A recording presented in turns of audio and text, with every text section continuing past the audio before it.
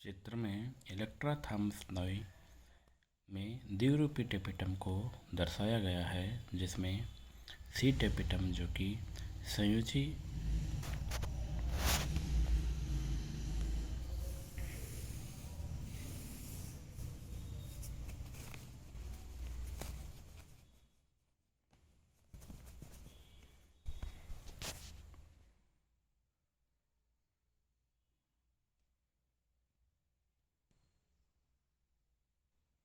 संयोजी उत्तक की ओर उपस्थित कोशिकाएं बड़ी होती हैं, इन्हें सी टेपिटम कहते हैं, जबकि प्राथमिक वित्तीय कोशिकाएं से निर्मित टेपिटम की कोशिकाएं छोटी होती हैं, इन्हें पी टेपिटम कहते हैं। नंबर 2, स्रावी या ग्रंथिल टेपिटम, ग्लैंडुलर टेपिटम। ये मध्य पर से जुड़ी रहती हैं। ग्रंथिल टेपिटम की कोशिकाओं में कोशिकीय उपांग जैसे माइटोकॉन्ड्रिया, लवक, डिक्टियोसोम, राइबोसोम एवं कुछ विशेष प्रकार की संरचनाएं होती हैं, जिन्हें प्रोयूबिस पिंड कहते हैं। परागकण का विकास होने पर प्रोयूबिस पिंड टेपिटल भित्ति से बाहर निकलकर लघु बीजाणुधनी में आ जाते हैं और परागकणों की बाह्य भित्ति के निर्माण में सहायता करते हैं। यहाँ प्रोयूबिस पिंडों की सतह पर स्पोरोपोलिन नामक पदार्थ का जमाव हो जाता है। अब इन्हें यूबिस बॉडी कहते हैं। यूबिस पिंड परागकणों की बाह्य सतह पर जमकर इनकी मोटाई बढ़ाने में सहयोग करता है। नेक्स्ट है टेपिटम के कार्य या फंक्शन ऑफ टेपिटम। परागमात्र कोशिकाओं को पोषक तत्वों का स्थानांतरण टेपिटम द्वारा ही होता है। सेकंड, इनके जीवद्रव्य में कैलेज एंजाइम पाया जाता है, जो कि पराग चतुष्क या पोलन टेट्राड की चारों कोशिकाओं के मध्य उपस्थित कैलोज परत के अपघटन में सहायक होता है, जिससे टेट्राड की कोशिकाएं पृथक हो जाती हैं। थर्ड है, ये यूबिस पिंडों द्वारा पोलन की बाह्य चोल का निर्माण करती हैं।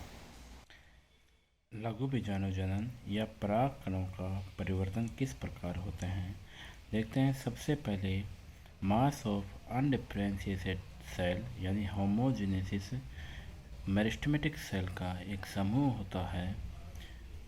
इनसे आर्की स्पोरियल सेल फॉर्मेशन यानी आर्की स्पोरियल सेल का निर्माण होता है, जिसमें पेरिक्लाइनल डिवीजन होते हैं।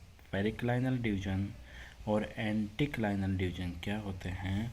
Periclinal division number of layers यानी कोशिकाओं की परतों की संख्या बढ़ाता है, जबकि एंटीक्लाइनल डिवीजन में सेल्स की संख्या बढ़ती है।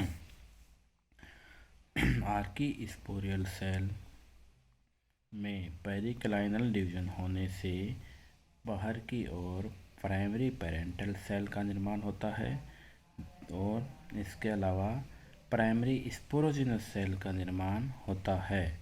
प्राइमरी पेरेंटल सेल प्राथमिक भित्ति कोशिकाएं जो एपिडर्मिस के नीचे होती हैं, बिलो एपिडर्मिस होती हैं, जबकि प्राइमरी स्पोरोजिनस सेल या प्राथमिक बीजाणुजनन कोशिका केंद्र की तरफ होती हैं, टुवर्ड सेंटर।